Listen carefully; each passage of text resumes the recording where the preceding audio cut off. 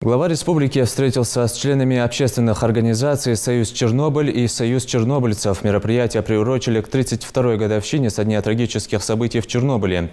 Инузбек Евкуров поблагодарил присутствующих за совершенный ими подвиг. Глава отметил, что сотни представителей Ингушетии мужественно выполнили тогда свой долг, многие из которых жертвовали собой, понимая, что последствия аварии должны быть устранены во что бы то ни стало. По мнению руководителя региона, в республике делается все возможное, чтобы никто из ликвидаторов Чернобыльской аварии не был незаслуженно забыт, чтобы они и их семьи получили от государства все, что им положено. Как 32 года произошла самая, наверное, страшная авария, не только в масштабах Советского Союза, мира того периода.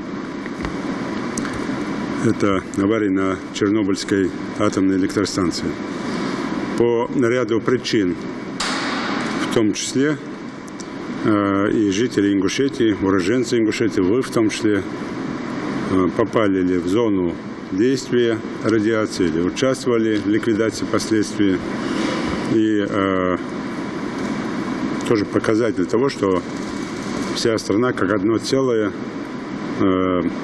участвовала в ликвидации последствий этой страшной аварии. Говоря о проблемах, которые были, конечно, мы должны и принимать активное участие в том, чтобы те, кто пострадал от этого направления, от этого воздействия, в последующем получали ту законную помощь, которую государство представляет.